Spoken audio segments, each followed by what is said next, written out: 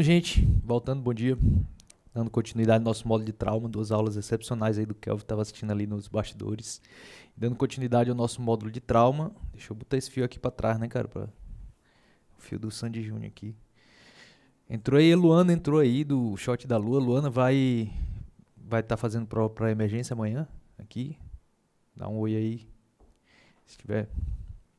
Beleza? Então vamos começar dando continuidade falando de um tema bem frequente nos departamentos de emergência, pacientes vítimas de trauma, cada vez mais frequente, em virtude da epidemiologia mesmo, cada vez mais pacientes jovens andando de moto, né não, Summer? Galera que tem moto, parou de moto já? Parou? Beleza. Mas a gente vê que uma importante causa de mortalidade no nosso país, principalmente na população adulta jovem, é o trauma, né? A gente viu isso na aula de abordagem inicial ao trauma. E o TCL ele tem uma grande importância nisso também, tá? Então vamos falar de traumatismo crânioencefálico, dando continuidade aqui ao nosso módulo, beleza? O cenário habitualmente é esse, tá? Paciente de 22 anos, vítima de trauma por queda de moto, que deu entrada no departamento de emergência trazido pelo serviço de pré-hospitalar. Habitualmente a gente vê isso aí, né? No dia a dia, nos hospitais, no nosso departamento de emergência, quase que diariamente a gente recebe esse tipo de paciente, tá? E ele se apresenta dessa maneira aqui, normalmente. Chega aí, saturação boa, sonolento, comatoso, frequência cardíaca boa e a pressão aumentada. Normalmente o nosso paciente chega dessa maneira. Como o Kelvin falou ainda há pouco, né? Atendimento de trauma, como atendimento às outras síndromes que se apresentam no departamento de emergência, é uma questão de eleição de prioridades. E aqui também a gente vai falar disso, vai falar de eleição de prioridades, falar como avaliar o nível de consciência do paciente, falar um pouco de hipertensão intracraniana, que é como o TCE leva o paciente ao óbito, né? Falar um pouquinho disso, hipertensão intracraniana. Vamos falar de quando solicitar tomografia de crânio, certo? Se todo paciente vai ganhar, precisa ganhar, todo TCE precisa ganhar tomografia de crânio. Falar de solução salina e também como você interpretar a tomografia de crânio. Falar sobre salina ou manitol, o que fazer para diminuir como terapia sintomática da hipertensão intracraniana. Manejo de via aérea, a gente vai falar sobre algumas peculiaridades, que falou de forma brilhante do manejo da via aérea do trauma e falar também o que você vai evitar realizar para não matar seus pacientes, não ajudar a mortalidade que já é alta a aumentar. Então, falando de nível de consciência, que é coisa importantíssima, tá? Na avaliação do paciente vítima de traumatismo crânioencefálico, que é o Glasgow, atualmente o Glasgow modificado, tá? A escala de coma de Glasgow, inclusive foi um comentário nosso aí no podcast que a gente gravou ontem, um episódio sobre choque, e eu sempre gosto de falar que a gente tem que utilizar as ferramentas para o que ela foi desenhada. E a escala de coma de Glasgow foi desenhada para o TCE. Então, aqui é realmente a melhor forma de avaliar o nível de consciência no paciente com vítima de trauma, né? De traumatismo crânioencefálico. E ela serve também para classificar o trauma, né? A gravidade do TCE. Então, nós temos aí... Vamos avaliar 4 parâmetros, né? A escala de Glasgow original avalia 3 parâmetros: abertura ocular, resposta verbal e resposta motora, tá? Eu tinha uma dificuldade muito grande de decorar isso aí, né? Então tinha que olhar várias vezes, porque é questão batida de prova de residência, caiu na prova de título também, de medicina de emergência. Então, mas ele ajuda a classificar. E por que eu digo que a gente tem que utilizar a ferramenta porque ela foi desenhada, né? Se você for ver aí, for utilizar, transpor a escala de coma de Glasgow para avaliação do nível de consciência do paciente com AVC, por exemplo, paciente com AVC que tem afasia, ele já perde muito ponto aí na resposta verbal, por exemplo, né? Então, você vai prejudicar a sua avaliação. Mas no trauma não, porque a gente tem que entender qual é o nosso paciente. É o perfil do cenário que a gente já atendeu aí, né? Um paciente jovem, rígido, sem comorbidades, que sofreu um trauma, um evento agudo de início súbito. Então, essa deteriorização vai ajudar muito na avaliação. Aqui vale sim também falar de TCE grave, de Glasgow menor que 7 aí, menor que 8, né, para manejo da via aérea, sobre incapacidade desse paciente proteger a via aérea, aqui vale sim, e a gente tem que utilizar esse score como parâmetro de avaliação inicial e de deterioração clínica do paciente também. Então, se ele está perdendo ponto na escala de coma de Glasgow, ele precisa ser reavaliado, precisa ser abordado com mais brevidade, certo? E a escala de coma de Glasgow vai ajudar também, como eu disse, na decisão se você pede tomografia de crânio ou não para esse paciente. O cenário que a gente apresentou, paciente vítima de trauma por queda de moto, tem uma energia de impacto grande, um mecanismo de trauma importante, principalmente se ele não portava capacete ou se o capacete foi ejetado na cena. Esse paciente com essa energia de impacto, esse mecanismo de trauma, ele invariavelmente vai ganhar tomografia de crânio. Agora a gente convive também com outros tipos de TCE no departamento de emergência, por exemplo, choque cabeça com cabeça, trauma por uma bolada de beisebol, ou então queda da própria altura, e nem sempre a gente vai pedir tomografia de crânio para esses pacientes. O que é que vai indicar que a gente vai pedir tomografia de crânio para esses pacientes? Paciente com Glasgow de 15, ou seja, sem deteriorização do nível de consciência, se estiver bem, estável, acordado e, importante, não tiver alcoolizado, né, que atrapalha a avaliação do nível de consciência, esse você pode manter a observação e não solicitar tomografia de crânio. Se eu tive perda de ponto na escala de coma de Glasgow, esse paciente vai ter que fazer tomografia de crânio, que é o passo, vamos dizer assim, para avaliação primordial no paciente com TCE, que é você entender como avaliar a tomografia de crânio. Aqui é importante que você saiba como fazer essa avaliação, tá? Saiba os tipos de achado que são sinais de alarme, a gente vai falar um pouco para vocês disso aqui, certo? Deixa eu chegar aqui pertinho da tela. Dá para ir? Opa, pro outro lado aqui. Não, para outro lado, para esse lado não, que vai tampar a marca do Emergency Talks, não pode. Então vamos aqui, ó, como você pode ver, aproxima mais aí, dá um close aqui, consegue? Ó, closezinho, soft level. Então a tomografia de crânio é como se fosse, a tomografia é como se fosse vários exames de raio-x, vários cortes de raio-x, né? Então a gente tem densidades diferentes, aqui a densidade que brilha é a densidade do osso, né? Ao redor a densidade do córtex. Vocês vão ver que o sangue ele tem uma densidade mais parecida com a densidade do osso. Aqui a gente tem uma tomografia normal. Numa tomografia normal, de fora para dentro, eu vou avaliar primeiro integridade da calota craniana, se ela está íntegra, certo? Depois eu vou avaliar se eu tenho essa diferenciação, como vocês podem ver, ó, aqui eu tenho uma densidade, aqui eu tenho outra, né? A gente chama isso de diferenciação entre substância branca e cinzenta. O cérebro normal, a tomografia normal, tem que ter isso aqui, certo? Vou observar também a linha média, tá? A linha média, se ela está centrada, se tem algum desvio. Vou observar o interior dos ventrículos, se eu tenho dilatação do interior dos ventrículos. Aqui, ó, Calil, esse negócio branco aí dentro do corno posterior do ventrículo lateral. Aí você se liga na densidade. A densidade aqui é igual à do osso, então aqui é a calcificação do plexo coroide, certo? Vocês vão ver que o sangue ele se apresenta com uma densidade um pouco diferente, tá bom? Então, numa tomografia normal, eu tenho que ter a linha média centrada, calota craniana íntegra, ventrículos posicionados e sem estruturas, e tem que ter a diferenciação entre substância branca e cinzenta, certo? Vou passar para a próxima tomografia, que mostra um dos principais achados no paciente com TCE, que é essa aqui. Vamos mais uma vez para a metodologia de avaliação da tomografia. Calota craniana está íntegra aqui, certo? Mas aqui a gente já começa a achar alguns achados diferentes. Vamos lá. Linha média está centrada? Não, linha média está desviada para cá, né? E aqui você vai observar quão desviada está essa linha média. Se tiver mais do que 0,5, aí você vai no aparelhozinho da tomografia, ou se tiver a película avaliar, fala a favor de peça intracraniana.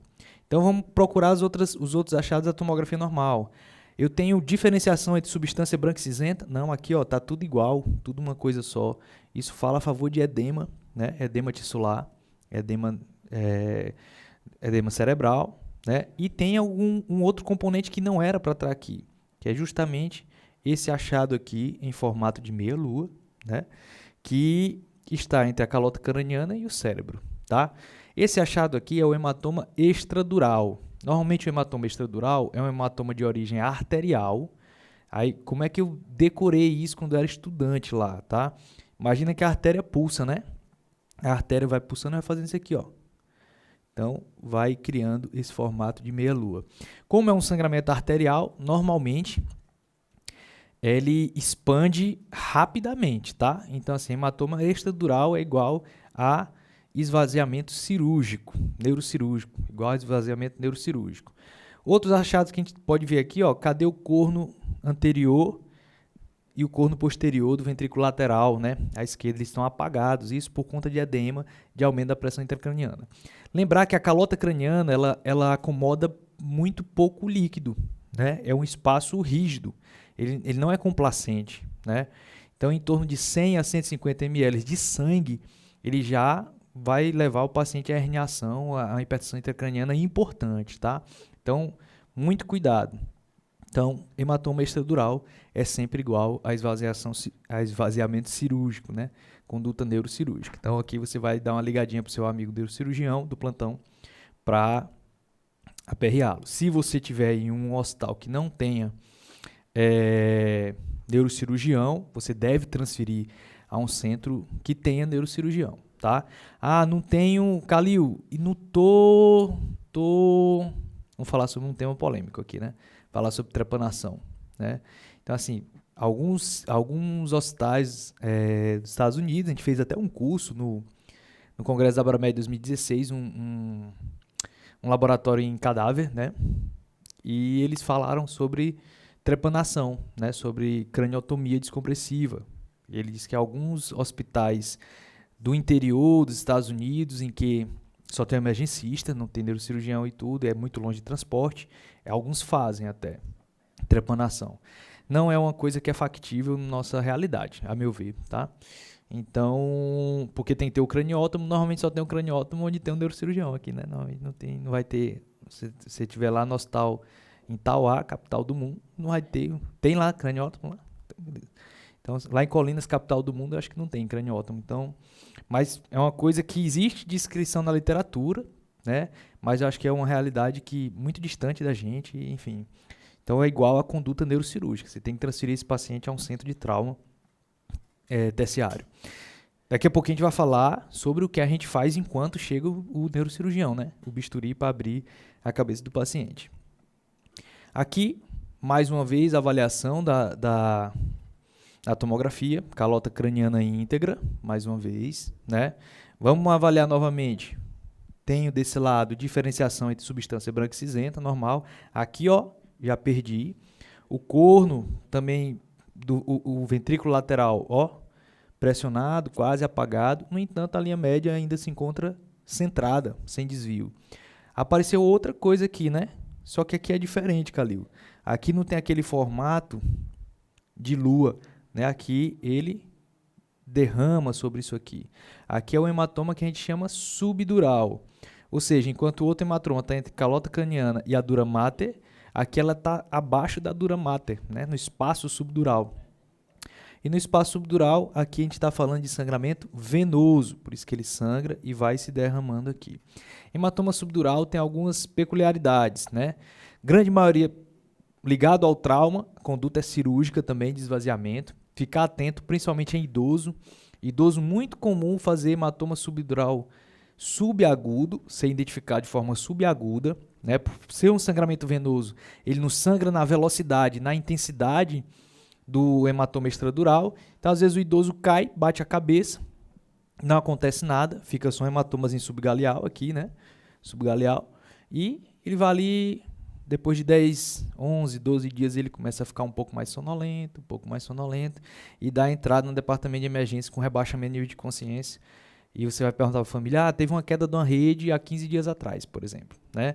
Então, muito atento ao hematoma subdural crônico, né, o subagudo ou crônico, que também a conduta, na maioria das vezes, é esvaziamento. E por que acontece isso, Calil? Por que ele não rebaixa logo o nível de consciência? Porque, normalmente, no idoso, eu tenho uma atrofia cortical, então eu tenho um espaço maior para acomodar esse sangramento. Como por ser um sangramento venoso, de menor intensidade, menor quantidade, ele vai acomodando sem causar hipertensão intracraniana, como até o caso aqui, que não é o idoso, mas você vê que eu tenho um sangramento importante, uma linha média centrada ainda, tá?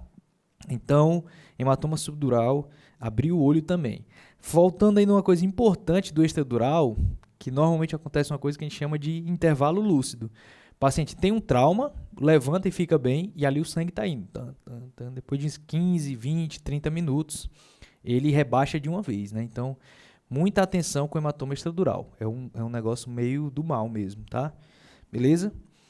Outro tipo de lesão é essa aqui, né? Essa aqui, que é a lesão mais, vamos dizer assim, mais catastrófica no paciente com TCE. Mais uma vez, vamos lá. Calota craniana íntegra. Eu tenho aqui um hematoma subgaleal, né? O famoso galo conhecido aí no interior. Linha média centrada, ventrículos abertos. Mas a gente tem aqui, ó, você consegue ver diferenciação entre substância cinzenta, branca e cinzenta em algum lugar? Não, né? Então aqui tudo é edema. A gente chama isso de lesão axonal difusa, né? Então tenho um sofrimento cerebral, um dano cerebral global, vamos dizer assim, e realmente os pacientes evoluem com um prognóstico muito ruim. Então, assim, é função sua saber avaliar essa tomografia. Eu não preciso de tomografia de crânio no trauma, esperar o laudo do radiologista. No máximo, eu posso dar uma ligadinha para ele, ou se ele estiver lá discutir alguma coisa. Mas é função sua avaliar, porque esse paciente ele precisa de brevidade na abordagem. Tá? Lembrar também, mais uma vez, o que eu falou também aqui ainda há pouco, paciente que tem TCE, ele tem mecanismo de trauma importante, ele pode ter outras lesões também. Lembrar que o que mais mata no trauma é choque hipovolêmico. Então, às vezes, choque hemorrágico. Então, às vezes, o cara só se preocupa com TCE, ali está rebaixado e vai para o neurocirurgião e está, por exemplo, sangrando dentro da barriga, né? E o paciente vai a óbito, desfecho ruim. Então, lembrar de avaliar o paciente de modo global, né? Vamos dizer assim. Bom, falamos de tomografia, vamos falar agora de hipertensão intracraniana, agora um pouquinho mais para frente aqui, voltar. E hipertensão intracraniana é o mecanismo pelo qual o TCE mata, né? Já falou disso um pouquinho. O que é que me ajuda na avaliação? Primeiro, a clínica ajuda muito. Lembrar que hipertensão intracraniana evolui como o nosso paciente lá na monitorização, com hipertensão e uma frequência cardíaca diminuída, bradicardia. Mas outra coisa, a gente vai falar disso hoje à tarde na nossa maratona de ultrassom. Se você está vendo isso aí gravado em nossa plataforma, corre lá e dá uma acompanhada na nossa série que tem lá sobre própus, nosso seriado, né? E isso aqui é uma coisa que ajuda bastante, que é bainha do nervo óptico, né? Vou voltar aqui de novo para ficar do lado para apontar aqui para falar porque precisa. Então, bainha do nervo óptico, ele é feito com o exame feito com problinear, tá? Problinear, como você está vendo aí na tela. Importante alguns detalhezinhos, né? Por ser por ser uma estrutura delicada, vamos dizer assim, o ideal é que você não encoste o problinear na pálpebra do paciente. Então, faz uma camada de gel, encosta o probe no gel e o gel na pálpebra, com os olhos fechados do paciente, obviamente. Aqui eu tenho o globo ocular, aqui eu tenho a retina, onde está sinalizado com a letra A, e aqui essa estrutura hipodensa, hipoecóica, é o nervo óptico. Eu vou medir a 3 milímetros, medida A, ó, 3 milímetros da retina. Eu vou medir a espessura, o diâmetro da bainha do nervo óptico. O ideal é que você faça 3 medidas e tire a média. Aqui deu o diâmetro 0,59. Qual é o ponto de corte? Acima de 0,6. Acima de 0,6, com certeza, o paciente tem hipertensão intracraniana. É um exame com boa sensibilidade para você identificar precocemente hipertensão intracraniana, tá? Aqui ele vai aparecer antes do paciente estar anisocórico, antes da frequência cardíaca dele estar caindo, antes dele herniar de verdade, né? Então é uma medida precoce e muito sensível. Então vale muito a pena você saber fazer. Mais tarde a gente vai falar um pouquinho disso aí na nossa maratona de ultrassom point of care. Beleza? Mas ajuda muito. Calil ajuda para identificar, mas ajuda também para acompanhar. Por exemplo, vi que está espessado o diâmetro do nervo óptico. Vou fazer aqui o tratamento sintomático para hipertensão intracraniana. A gente vai falar disso daqui a pouquinho. E vale a pena eu ver se diminuiu o edema? Não, né? Então ele é muito bom para identificação precoce de hipertensão intracraniana, no entanto não é bom para acompanhamento, isso já foi estudado, tá? Então mais serve para atendimento inicial e identificação, tá bom? Pergunta importante, salina versus manitol, né? Já se estudou muito isso aí. Salina e manitol, eles estão para hipertensão intracraniana, como dipirona estapador de cabeça, certo? Mesma analogia, ou seja, é um tratamento sintomático. Então, aquilo de vou deixar manitol para fazer de 4 em 4 horas. Vou deixar salina 3% para ficar correndo infusão contínua. A gente vai falar para que isso serve mais adiante. Tá? Então, aqui é terapia sintomática. Tá com sinal de hipertensão intracraniana, faz um ou outro. Calil, tem diferença fazer um ou outro. Então, meta-análise publicada em 2015 mostrou que não tem diferença entre fazer salina ou manitol. Alguns detalhes vão fazer você escolher um ou outro. Tem algumas peculiaridades. Por exemplo, a salina, aqui quando a gente fala de solução salina, não é NaCl a 3%, sim NaCl 20%, tá? Cloreto de sódio 20%. Você vai fazer em torno de 0,2, 0,3 ml por quilo de peso. Vai fazer em infusão lenta ali na seringa de 3, 5 minutos. Esse é o tratamento. Fiz essa semana, estava no plantão às quarta-feira, paciente com AVC hemorrágico, não era traumático, era um AVC hemorrágico intraparenquimatoso clínico. Começou, rebaixou um pouquinho, ficou anisocórico, salina, a pupila já deixou de ser anisocórica instantaneamente, ou seja, é tratamento sintomático, tá? Então vamos lá, NaCl 20%. Se o paciente ele já está com sódio muito alto, né? Ou seja, já está muito hipertensuzão, né? Então aí eu vou preferir o manitol à salina. O contrário também, porque o manitol ele age por espoliar, por perda de líquido. Então o manitol, se o paciente está normotenso ou mais para hipotenso, né? Então aí eu vou evitar fazer o manitol do que a salina. Né? Eu gosto muito de salina, então é a minha primeira escolha a salina. Quando eu não posso usar a salina, aí eu uso o manitol. Mas você vai usar um ou outro, tanto faz. Importante que você vai usar como terapia sintomática, ou seja, não vai resolver o problema e também não precisa deixar de horário, certo? Então, terapia sintomática, salina ou manitol. Qualquer coisa pode mandar a duvidazinha no fórum da aula aqui, tá bom? Manejo de via aérea, não vou falar sobre isso aqui, o Kelvin já falou de forma brilhante, só citar algumas particularidades, por exemplo, da ketamina, né? Que realmente não existe a contraindicação no TCE da utilização da ketamina.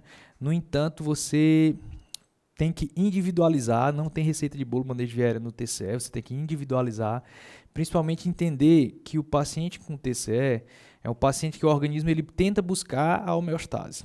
Né? Você tem que garantir que ele consiga manter a mínima pressão de perfusão cerebral. Então, você tem que ter muito cuidado com a pressão do paciente e com a frequência cardíaca. Então, esse paciente é o paciente que eu vou querer mexer o mínimo possível nessa condição fisiológica. Né? Aqui sim, a intubação excelente do paciente com TCE é aquela que a pressão não se mexe e a frequência não se mexe também. Certo? Então, o sedativo que você vai utilizar, seja ketamina, seja etomidato, seja propofol, você tem que pensar entendendo qual a fisiologia do seu paciente, tá bom? Se ele está muito hipertensuzão, aqui vale a pena, assim, na otimização para intubação, utilizar opioide e propofol também é uma boa escolha no paciente muito hipertenso, por ter um bom poder sedativo, vamos dizer assim, certo? Quando está normotenso, a via de regra, minha escolha é pela ketamina como agente indutor. Lembrar que hipotensão para esse paciente do TCE, ela é extremamente danosa. A gente vai falar isso mais à frente. Então, hipotensão tem que ser evitada a todo custo. Então, muito cuidado também com os agentes sedativos, que são muito hipotensores. Tá? Então, vamos lá para a fase do evitando o que mata. Né? O que é que a gente pode fazer para evitar a morte desses pacientes? Eu acho que essa aula aqui não é atualizada, está faltando um slide, ó. Está faltando slide aqui. É a última, é? Então, eu vou falar aqui deixa eu só ver aqui. Não, está faltando slide aqui, não foi atualizada não. Mas vamos lá. Exatamente. Está faltando aqui.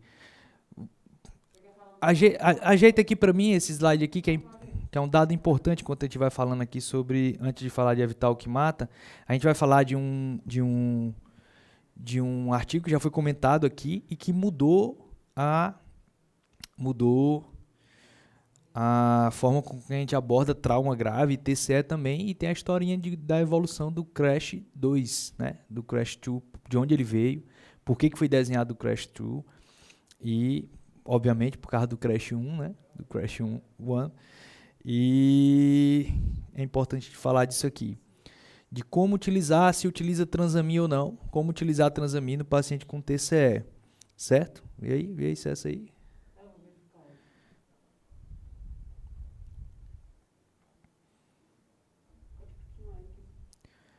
Beleza.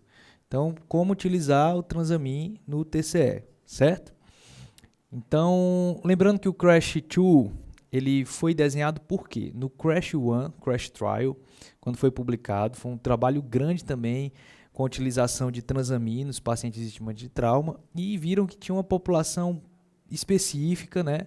Uma população que parecia se beneficiar mais da utilização do transamin, principalmente em até 8 horas, né, do início do trauma. Então, foi desenhado o Crash 2 com o intuito de estudar também essa população que os pacientes vítimas de TCE, né? Então, pronto, essa aí, né?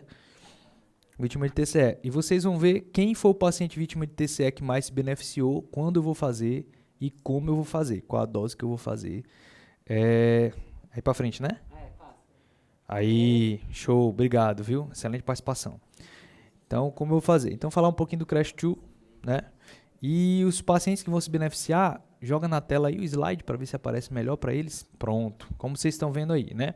Então, esse é o resultado do trabalho, né? Como vocês podem ver, ele dividiu em tempo de injúria, menor que 1 hora, entre 1 e 3 horas e maior que 3 horas. E como você pode ver, até 3 horas é o benefício realmente da realização, né, do transamin. Outra coisa importante é que ele dividiu por escala de Coma de Glasgow. E quando saiu esse trabalho, todo mundo falava assim, no paciente que é grave, com Glasgow menor que 8, né, TCE grave, severo, não teve relevância estatística. Eu costumo dizer, é claro, né, porque esses pacientes, a mortalidade de fato já é muito grande. O prognóstico de fato já é muito ruim no paciente com TCE grave. Então, não faz tanta diferença, não teve diferença estatística entre o grupo transamin e o grupo placebo nessa população, tá? No entanto, no TCE leve e moderado, tá? No leve e moderado, faz diferença você fazer o transamin em até 3 horas do trauma, tá? Faz diferença na mortalidade. Então, quem é que vai ganhar?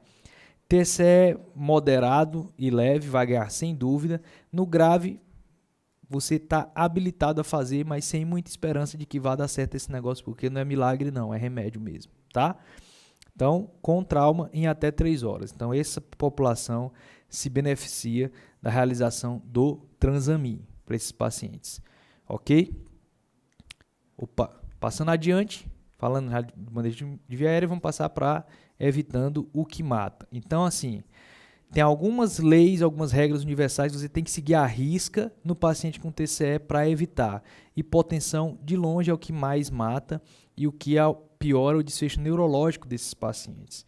Então, você tem que evitar a todo custo hipotensão. Então, aqui, vasopressor vai entrar precoce, antes da hipotensão instalada. O ideal é que você não deixe a pressão sistólica cair abaixo de 90, pensando sempre na pressão de perfusão cerebral desse paciente. Então, vamos tentar manter essa pressão sistólica em torno de 140, tá? E evitar que ela caia abaixo de 90. Hipertermia também mata nesses pacientes, então você precisa de uma regulação térmica importante, evitar hipertermia nesses pacientes. Evitar o aumento da PIC. Como é que eu vou evitar, Calil? Então, aqui a gente fala de manobras físicas para aumento da pressão intracraniana.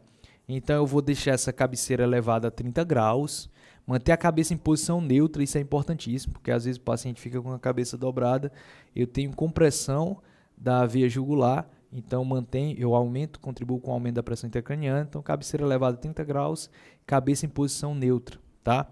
Então, importante demais isso aqui. Às vezes, nossos colegas vão lá fazer um exame, alguma coisa, então dá banho no paciente, zera a cabeceira para isso e deixa lá a cabeceira zerada. Então, assim, cabeceira a 30 graus na maior parte do tempo. Na fase imediata ao trauma, esse paciente ele precisa sim ter um RAS menos 5, né? Então ele precisa estar bem sendo analgesiado, tá, esse paciente.